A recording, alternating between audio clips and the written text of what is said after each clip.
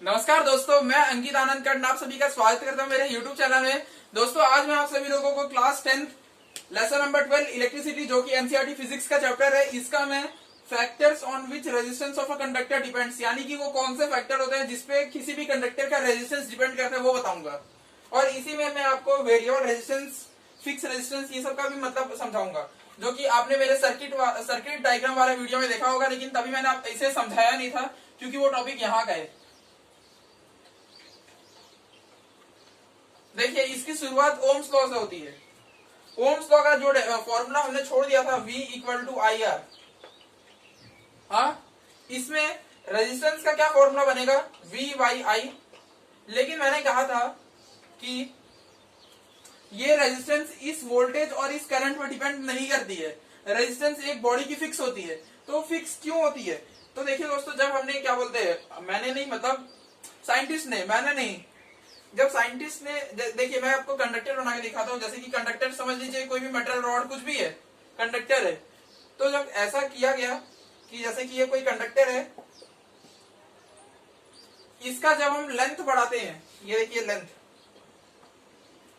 तो क्या पाया गया कि रेजिस्टेंस इसका बढ़ गया। रेजिस्टेंस यानी कि करंट को रोकने की क्षमता, हाँ। और दोस्तों, आपको तो याद होगा ही कि करंट इलेक्ट्रॉन के अपोजिट फ्लो करता है और प्रोटॉन के साथ में, मतलब सेम डायरेक्शन में, हाँ। तो ये मतलब पाया गया ना कि resistance of a conductor depends on the length of the conductor, यानी कि लेंथ जितना बड़ा होगा उतना रेजिस्टेंस बड़ा। ये एकदम सिंपल से सोचने की बात है। मान लीजिए करंट जा रहा है, उसे इतने जगह से जाना है और उसे इतने जगह से जाना है, तो इसमें उसे ज्यादा मतलब रेजिस्टेंस का सामना करना पड़ेगा। सीधी बात है। अगर आपको बहुत लंबा जाना है तो मतलब आपके मसल्स थक जाएंगे, आपको छोटा जाना है तो इतना नहीं थकेंगे। एकदम सिंपल सा। बस वैसे ही कि करंट को थोड़ा जाना है तो करंट आराम से चली जाएगी, ज्यादा जाने तो रेजिस्टेंस बढ़ जाएगा। दूसरा एक कहा गया कि जो भी ये कंडक्टर है, उसका जो ये एरिया ऑफ क्रॉस सेक्शन है, ये जो साइड का सर्कल एरिया है, मतलब इसे अगर मैं सामने देखूंगा तो पूरा सर्कल ही दिखेगा ना, हाँ या ना। ये देखिए, एक मिनट,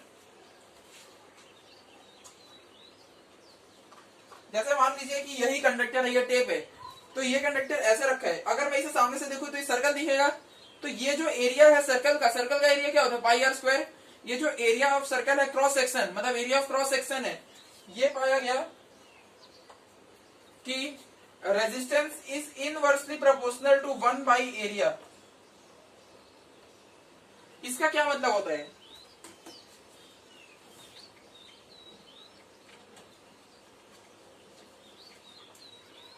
ये देखिए, लेंथ वाली जो आपको बात समझ आई कि नहीं, कि जितना ज्यादा लंबा लेंथ होगा उतना रेजिस्टेंस बढ़ जाएगा।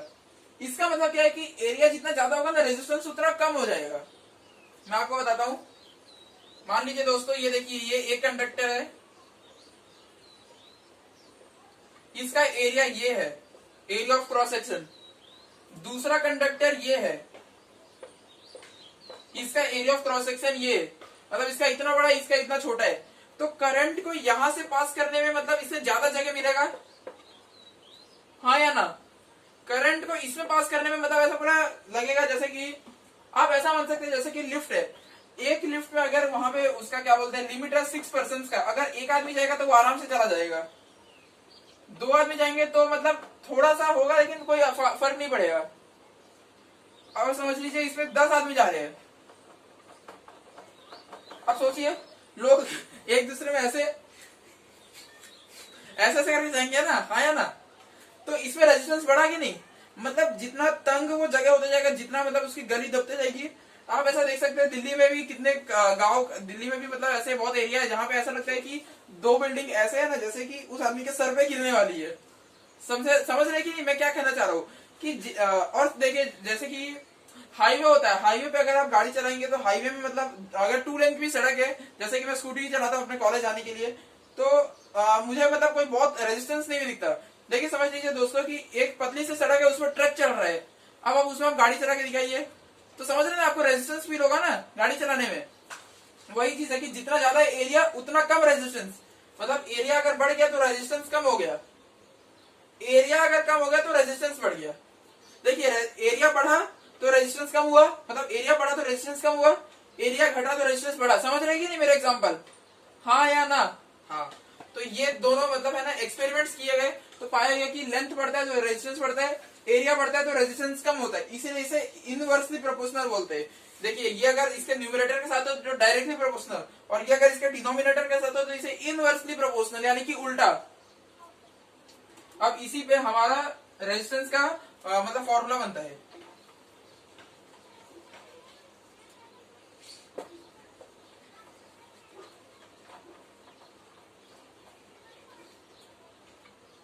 तो आपको लिफ्ट वाला एग्जांपल कैसा लगा?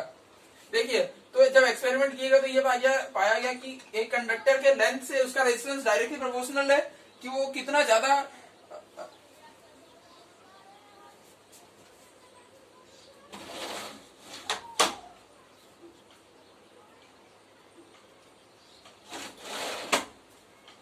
और दूसरा एक्सपेरिमेंट किए गए तो पता चला रेजिस्टेंस इनवर्सली प्रोपोर्शनल होता है एरिया के, एरिया ऑफ क्रॉस सेक्शन। तो जब इन दोनों को हम कंबाइन करेंगे तो हम क्या लिखेंगे, resistance is directly proportional to, लिखे एल और 1 मल्टीप्लाई हो जाएगा एल अपॉन एरिया, है ना। अब इसका प्रोपोर्शनलिटी हटाएंगे तो कुछ कांस्टेंट लगेंगे, कांस्टेंट होता है ये। अब आप पूछेंगे ये क्या सिंबल है, तो मैं इसको डिफाइन करता हूं, ये होता है कांस्टेंट और इसे कहते हैं रो, RHO। देखिए रेजिस्टेंस का जो ऐसा यूनिट है वो है ओम, ओमेगा, और ये जो कांस्टेंट है इसे कहते हैं रो। इसका एक दूसरा नाम भी है, आप इसे नोट करते जाइए, सबका सब एकदम इंपॉर्टेंट चीज है। इसका एक दूसरा नाम भी होता है स्पेसिफिक रेजिस्टिविटी, स्पेसिफिक रेजिस्टेंस और रेजिस्टिविटी।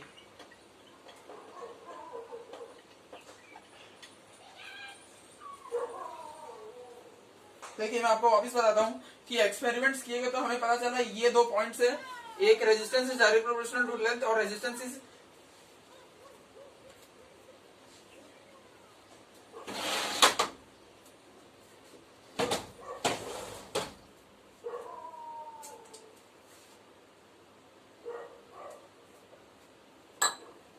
देखिए दोस्तों आप ये समझे कि नहीं दो बात, हाँ। इन दोनों का जब कंबाइन किया तो हमें पता चला resistance is directly proportional to length upon area. Constant हटाया तो एक प्रोपोर्शनलिटी है, उसको कहते हैं रो, RHO। अब ये जो रो है, इस रो का एक्चुअल मतलब जैसे कि रेजिस्टेंस भी, देखिए दोस्तों जैसे कि रेजिस्टेंस भी एक कांस्टेंट था, V is directly proportional to I होता है, जब डायरेक्टली प्रोपोर्शनल हटा तो R आया, तो जो R था उसको कांस्टेंट बोलते हैं या उसका एक्चुअल नाम है रेजिस्टेंस। वैसे ही ये कांस्टेंट है और इसका एक्चुअल नाम है स्पेसिफिक रेजिस्टेंस और रेजिस्टिविटी। समझ रहे हैं? अब इसकी हम यूनिट्स की चर्चा करते हैं। ये जितना मैंने लिखा है ये सब का सब बिल्कुल एकदम सेम टू सेम इंपॉर्टेंट है। देखिए तो हमारे पास क्या फॉर्मूला आया रेजिस्टेंस का, रो L बाई A। यानी कि अगर हमें किसी का रेजिस्टेंस निकालना है किसी कंडक्टर का, तो अगर हमें उसका स्पेसिफिक रेजिस्टिविटी पता है, अगर हमें उसका लेंथ पता है और एरिया पता है तो हम उसका रेजिस्टेंस निकाल सकते हैं। अब आप बोलेंगे कि आप हम तो यहां से भी निकाल सकते हैं, तो आप दोस्तों बिल्कुल यहां से भी निकाल सकते हैं V बाई I से। और मैंने जब आपको कहा था कि रेजिस्टेंस V और I पर डिपेंड नहीं करता, रेजिस्टेंस लेंथ और एरिया पर डिपेंड करता है, तो वही चीज देखिए यहाँ पे आ गया। अगर लेंथ बढ़ेगी तो रेजिस्टेंस बढ़ेगा, एरिया बढ़ेगा तो रेजिस्टेंस घटेगा। समझ रहे हैं? V और I पर डिपेंड नहीं करता रेजिस्टेंस, रो L और A पर डिपेंड करता है। रो हर एक सब्सटेंस का अलग होता है, यानी कि आप रो कॉपर का देखेंगे, रो एल्यूमिनियम का देखेंगे, मैंगनीज का मतलब जो भी मेटल का देखेंगे, उन सबका रो अलग अलग होगा। समझ रहे? अब देखिए दोस्तों इस रो के मतलब हम क्या बोलते हैं, रो को हमने बता दिया कि रो एक स्पेसिफिक रेजिस्टेंस होता है या रेजिस्टिविटी होती है। अब रो का यूनिट क्या है, यूनिट भी तो कुछ होगा ना, तो यूनिट क्या है, तो रो के यूनिट के लिए रो को यहीं पे रखते हैं और ये हो जाएगा RA by L, RA by L। हाँ, R क्या है रेजिस्टेंस, इसकी यूनिट क्या है ओमेगा। एरिया क्या है मीटर स्क्वायर, मतलब ऐसा यूनिट, हाँ या ना। और लेंथ की ऐसा यूनिट क्या है मीटर। आप देखेंगे दोस्तों यहाँ मीटर स्क्वायर यानी कि 2 मीटर है, और यहाँ 1 मीटर है, तो एक तो कट गया, तो रो की वैल्यू क्या आई, ओमेगा मीटर। यानी कि रेजिस्टिविटी या स्पेसिफिक रेजिस्टेंस की ऐसा यूनिट होती है ओमेगा मीटर। ओमेगा रेजिस्टेंस की यूनिट है और ओमेगा मीटर रेजिस्टिविटी की यूनिट है। इसे नोट डाउन कर लीजिए, ये सब का सब इंपॉर्टेंट है, इसमें कुछ भी आप कट नहीं कर सकते।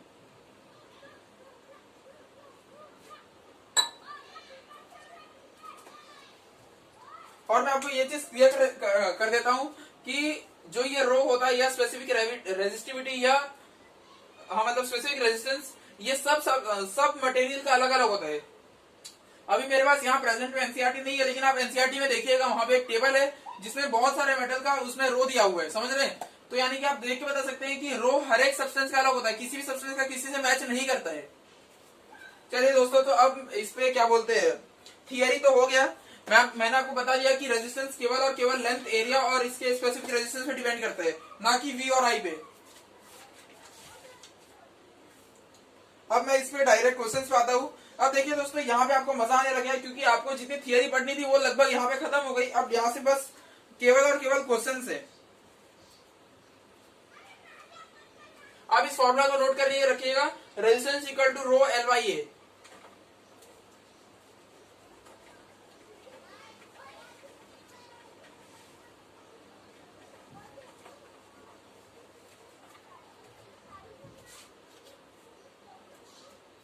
चलिए, तो अब मैं क्वेश्चन पे आता हूं।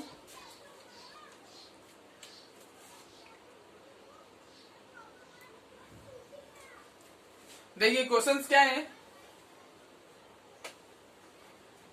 देखिए दोस्तों, इसमें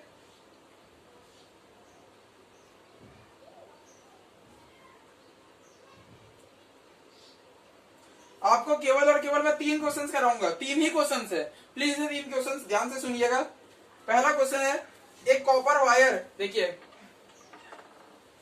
यहां पे ध्यान दीजिए, बहुत इंपॉर्टेंट चीज है, ये डायरेक्ट आती है, नहीं देखेंगे तो फिर नुकसान भी आपका ही होगा, मेरा कुछ नहीं होगा।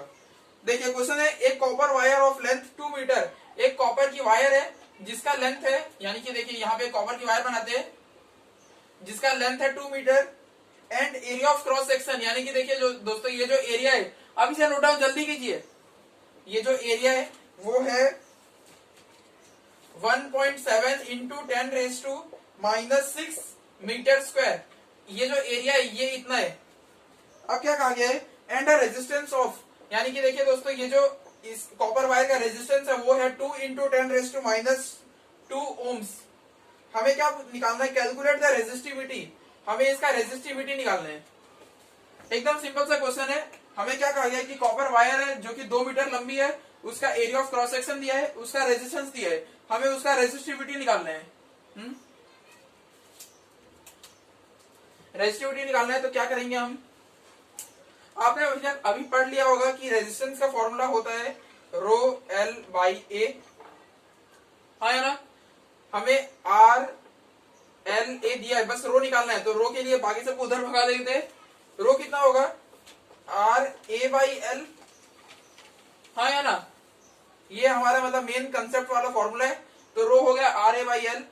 देखिए दोस्तों, मैं यहाँ पे कैलकुलेट करता हूँ, आर कितना है, रेजिस्टेंस दिया है 2 into 10⁻2 ohms, 2 into 10⁻2 into area कितना दिया है 1, ये सब के सब ऐसा यूनिट में है तो इसे कुछ भी कन्वर्ट नहीं करना है, 1.7 इंटू 10⁻6, 1.7 इंटू 10⁻6 अपॉन लेंथ कितना है 2 मीटर, 2 मीटर, 2 से 2 कट गया, रो कितना आया 1.7 इंटू 10⁻2 प्लस -6, रो आ गया 1.7 into 10⁻2 rho equal to 1.7 into 10⁻8। अब यूनिट की बात करें तो क्या बोलते हैं, आप यहां से भी देख सकते हैं, ये है ओम, ये है मीटर का स्क्वायर और ये मीटर, एक कट गया तो बचा ओम मीटर, ओम मीटर। ये आ गया आपके पास कॉपर के वायर का स्पेसिफिक रेजिस्टेंस।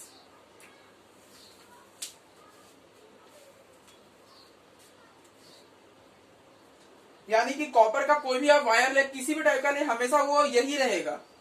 रेजिस्टेंस को भी आप चेंज कर सकते हैं एल और ए के चेंजिंग से, लेकिन कभी भी आप ये नहीं चेंज कर सकते, क्योंकि ये जो रो है वो रो है स्पेसिफिक रेजिस्टेंस, यानी कि स्पेसिफिक ही है, समझ रहे हैं। ये पहला क्वेश्चन, ये वाला, ये मतलब बिल्कुल मॉडल क्वेश्चन है जो इस टॉपिक से पूछा जा सकता है, R equal to rho L by A के फॉर्मूला से। आप एनसीईआरटी में देखेंगे, एनसीईआरटी में भी कॉपर का मतलब जो टेबल है उसमें कॉपर का रेजिस्टेंस यही दिया हुआ होगा 1.7 इंटू 10⁻⁸ ओम मीटर। मैंने आपको कहा कि इस वीडियो में मैं आपको 3 क्वेश्चंस कराऊंगा, एक मैंने करा दिया, बाकी 2 और कराते।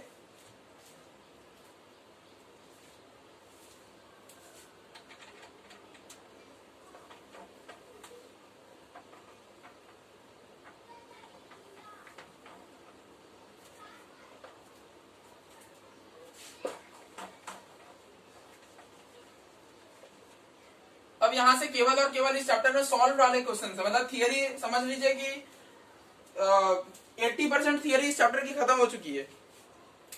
कुछ कुछ बीच में आते रहेगा लेकिन मेन नहीं, अब मेन मतलब सॉल्व है, न्यूमेरिकल्स।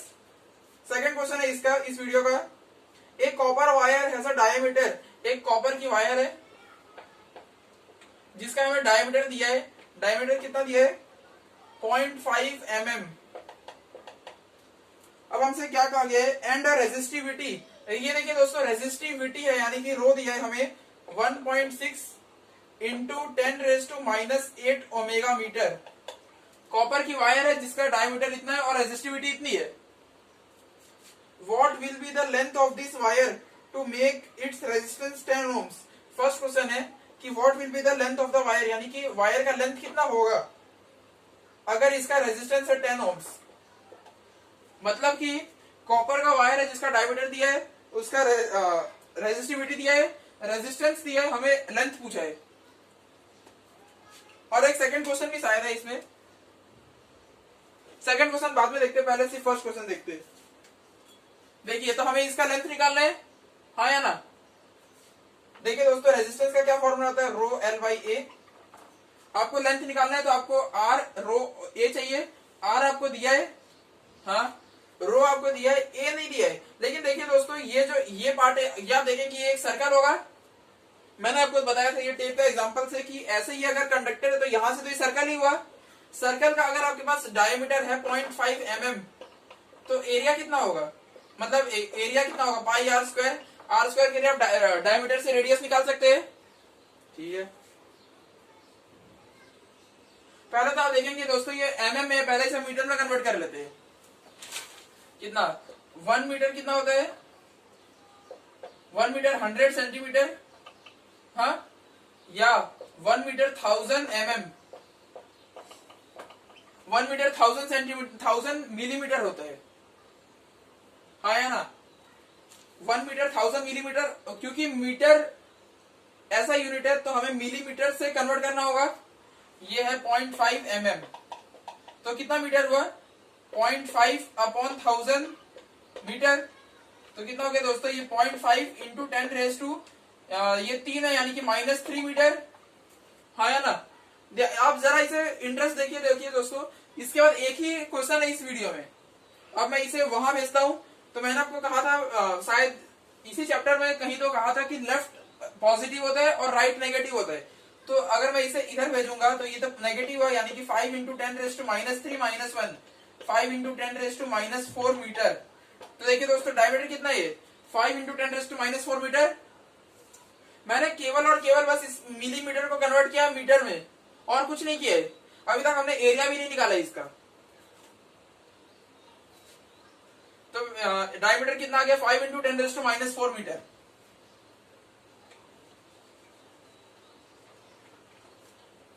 यहां पे हम लिखते हैं diameter equal to 5 into 10⁻⁴ metre. तो इसका रेडियस कितना होगा 5 डिवाइड बाई 2 इंटू 10⁻⁴ मीटर, आधा हो गया ना रेडियस। तो एरिया कितना होगा, एरिया होगा पाई आर स्क्वायर। पाई कितना हम ले लेते 3.14 इंटू रेडियस, देखिए 5 को 2 से डिवाइड करना है यानी कि 2.5। तो ये कितना हो गया, देखिए दोस्तों रेडियस हो गया 2.5 इंटू 10⁻⁴ मीटर। तो यहाँ पे रेडियस का स्क्वायर लेना है यानी कि 2.5 इंटू 10⁻⁴ इंटू 2.5 इंटू 10⁻⁴। समझे या नहीं। यहाँ देखिए एरिया कितना होता है पाई आर स्क्वायर, पाई 3.14, रेडियस हो गया 2.5 इंटू 10⁻⁴ को 2 बार लेना पड़ेगा, हाँ। अब मैं इसे सॉल्व नहीं करने वाला, मैं कैलकुलेटर लेकर आता हूँ। 1 मिनट रुकिए दोस्तों, मैं आ रहा हूँ कैलकुलेटर लेके।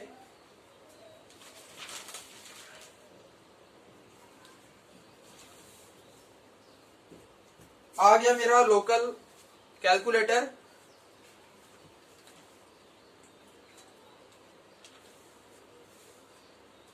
देखिए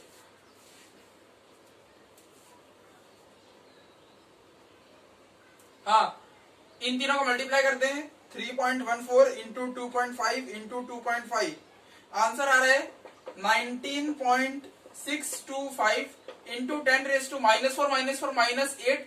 एरिया है, एरिया की यूनिट क्या होती है? Metre square. चलिए, हमसे क्या पूछा गया था? हमसे लेंथ निकालना है। लेंथ निकालने के लिए हमें आर रो ए चाहिए। आर है, रो है, ए आ गया। तो अब इसका लेंथ निकालते हैं। लेंथ कितना होगा? लेंथ होगा R A upon rho, cross multiply, R A upon rho. R कितना है दोस्तों? 10 ओम्स दिया है। एरिया अभी हमने निकाला 19.625 इंटू 10⁻⁻8 अपॉन रो कितना है? रो दिया गया 1.6 इंटू 10⁻⁻8, 1.6 इंटू 10⁻⁻8। ये तो कट गया इससे। चलिए, लेंथ कितना हो गया?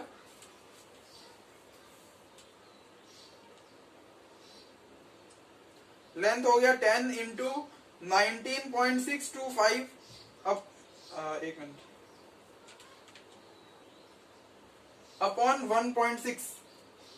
देखिए दोस्तों, लेंथ आ गया 122.65625 मीटर।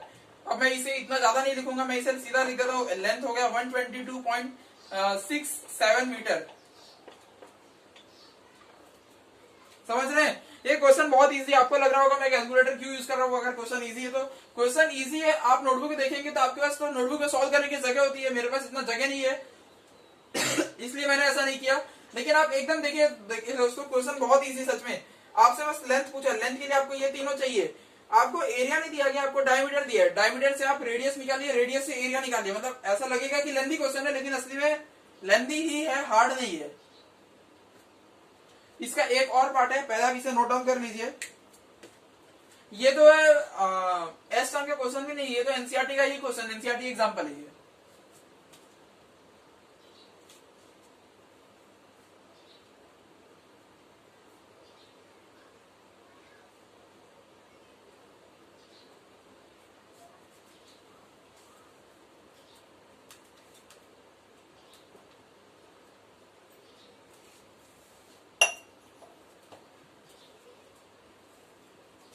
इसमें अब हमसे एक और चीज पूछी गई है, मतलब इस क्वेश्चन का एक बी पार्ट भी है।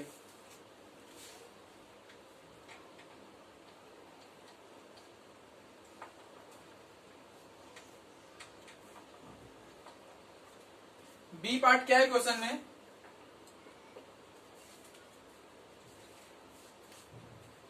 How much does the resistance change, यानी कि रेजिस्टेंस कितना चेंज होगा, यानी कि कुछ नया रेजिस्टेंस आएगा।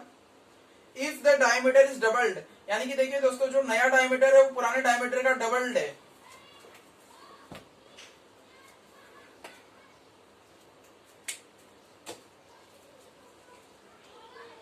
पहला हमने देखा, पहला पूरा न्यूमेरिकल क्वेश्चन था।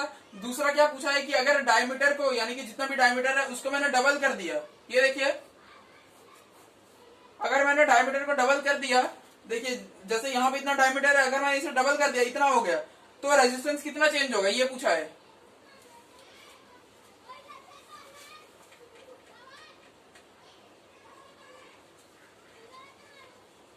मैं अभी आपको एक फॉर्मूला देता हूं। देखिए, रेजिस्टेंस निकालने का क्या फॉर्मूला होता है? रेजिस्टेंस का फॉर्मूला होता है रो एल बाई ए। यहां देखिए रेजिस्टेंस का फॉर्मूला होता है रो एल बाई ए। यहाँ पे ध्यान दीजिए, देखिए दोस्तों, ये एनसीईआरटी का क्वेश्चन है, बहुत इंपॉर्टेंट है। रेजिस्टेंस का फॉर्मूला होता है रो एल बाई ए। हाँ, एरिया कैसा निकालते हैं हम? पाई आर स्क्वायर, यानी कि pi into R into R. हाँ या ना? रेडियस क्या होता है? डायमीटर का आधा, और ये भी डायमीटर का आधा। तो एरिया का नया फॉर्मूला क्या बन गया? पाई डी स्क्वायर बाई 4। हाँ या ना, पाई डी स्क्वायर बाई 4। तो अगर मैं यहाँ पे डायरेक्ट लिखूं, रेजिस्टेंस का फॉर्मूला हो गया आर रो एल बाई, यहाँ पे पाई डी स्क्वायर और 4 तो ऊपर जाएगा, हाँ है ना दोस्तों।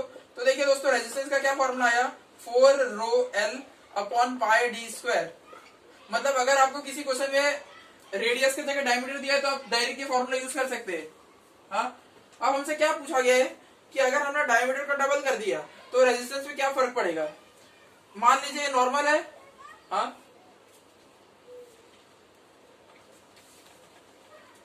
अब मैंने क्या किया कि यहाँ पे जैसे कि यहाँ पे डायमीटर डी है, मैं यहाँ पे अभी 2d कर दूंगा, तो यहाँ पे नया रेजिस्टेंस क्या आएगा, 4 रो एल, क्योंकि रो और एल में कोई चेंज नहीं है, अपॉन पाई, और ये डी स्क्वायर, टी की जगह 2d अपॉन 2d, मतलब ये जो डी स्क्वायर है डी डी वो डबल हो गया, 2d, तो ये इससे कट गया। तो देखिए दोस्तों, रेजिस्टेंस क्या हो गया, रो L by pi D square.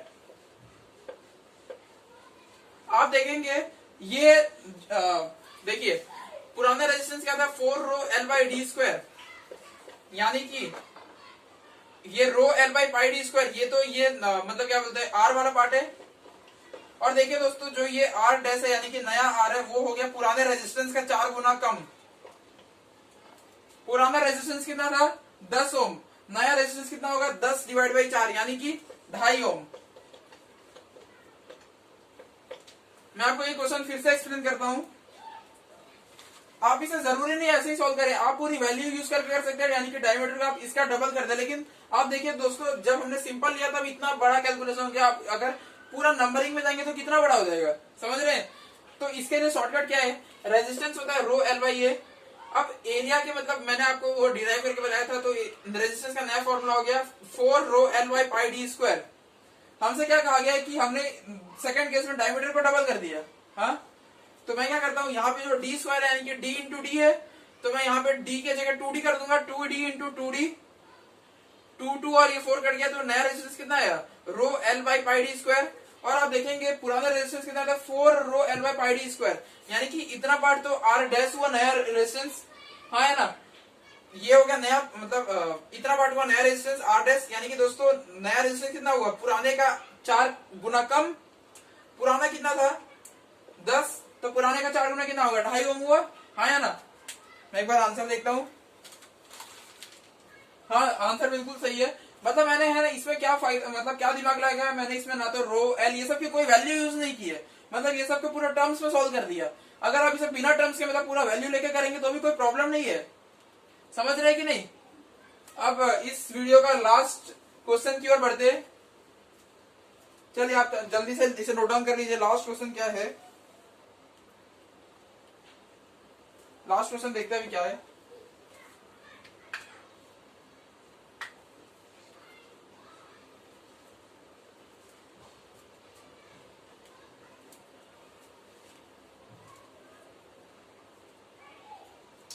ये चैप्टर के ये वाले क्वेश्चंस बहुत ज्यादा इंपॉर्टेंट है। एक तो ये एनसीईआरटी क्वेश्चंस है, ऊपर से मतलब ये आदमी के दिमाग को खोलने वाले क्वेश्चन है, इसलिए बोल रहा हूँ ये सब बहुत इंपॉर्टेंट क्वेश्चन है।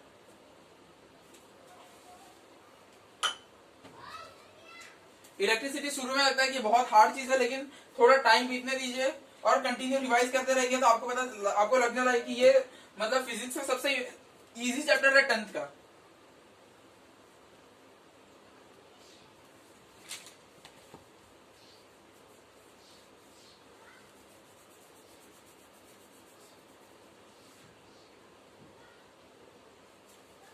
चलिए अभी इस वीडियो का लास्ट क्वेश्चन,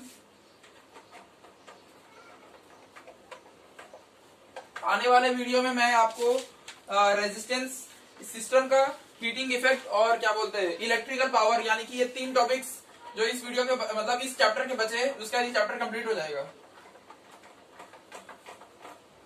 कुछ 8 वीडियोस में मैं ये चैनल मतलब ये क्या बोलते हैं लेसन अपलोड कर दूंगा।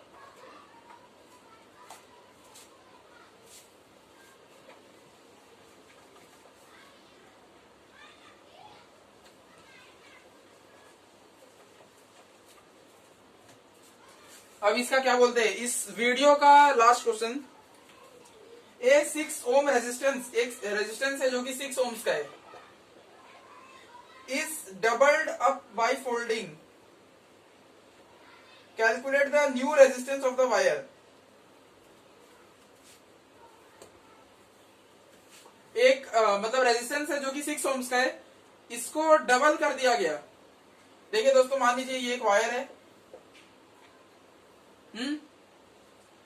ये वायर का कुछ लेंथ होगा L और इसका कुछ एरिया होगा A। इसको डबल किया फोल्ड करके, मतलब ऐसा ये वायर है, इसको ऐसे कर दिया, तो ये जो नया वायर बना ये कैसा बना कि इसका एरिया तो मतलब जैसे देखिए आप इसे ऐसा मोड़ दीजिए तो इसका एरिया तो हो जाएगा डबल, हाँ या ना।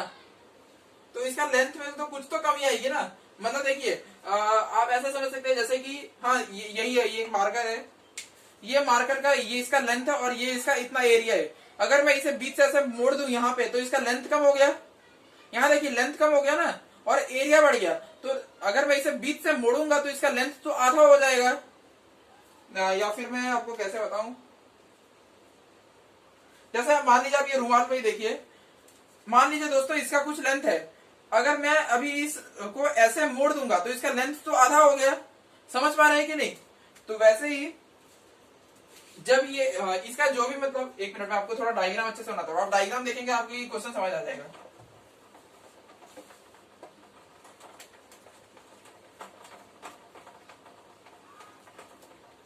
देखिए मान लीजिए कि ये एक वायर है जिसका लेंथ है L और इसका क्रॉस सेक्शन का एरिया है A। इसको मैंने यहां से ऐसे फोल्ड करके इसको चढ़ा दिया, तो वायर कैसा दिखेगी, वायर मोटी हो जाएगी, यानी कि वायर का एरिया डबल हो जाएगा, लेकिन वायर का लेंथ कम हो जाएगा। ये देखिए लेंथ कम हो गया ना, ये L से जगह L/2 हो गया लेंथ इसका। समझ रहे कि नहीं। तो जो पुराना वायर था उसका रेजिस्टेंस था 6 ओम्स, तो जो नया वायर बनेगा उसका रेजिस्टेंस कितना होगा ये पूछा जा रहा है हमसे। बिल्कुल फॉर्मूला बेस्ड क्वेश्चन है, बस थोड़ा सा आपको दिमाग लगाना है। रेजिस्टेंस का क्या फॉर्मूला होता है, ρL/A। हाँ, अब हमसे ये कहा गया है कि वायर तो वही है, यानी कि उसका रो तो चेंज होगा नहीं, क्योंकि रो किसी भी एक सब्सटेंस का एक ही स्पेसिफिक होता है, उसका नाम ही है स्पेसिफिक रेजिस्टिविटी। अब ये वायर तो चेंज हुआ नहीं है, यानी कि रो चेंज नहीं हुआ पूरा। अब देखिए नया रेजिस्टेंस क्या होगा, नया रेजिस्टेंस में रो तो सेम रहेगा, लेंथ कितना हो गया, L आधा हो गया, तो ये हो गया L/2 upon area, area double हो गई, हाँ है ना, एरिया डबल हो गई 2A। तो देखिए दोस्तों रेजिस्टेंस क्या होता है, न्यू रेजिस्टेंस आया, ये 2 डिनोमिनेटर में आ जाएगा, 2 × 2A, नया रेजिस्टेंस आया ρL/4A, ρL/4A। और आप देखेंगे ρL/A, ये तो पुराना ही रेजिस्टेंस है, इतना पार्ट ये टर्म पुराना है। तो देखिए दोस्तों नया रेजिस्टेंस कितना हुआ, R/4, हाँ R कितना है 6 है, यानी कि 6/4, यानी कि कितना हो गया 1.5 ओम्स। यानी कि एक वायर जो था जिसका लेंथ L था, उसका एरिया A था, उसका रेजिस्टेंस 6 ओम्स था, उसको जब हमने ऐसा फोल्ड किया, लेंथ हो गया आधा, एरिया हो गया डबल।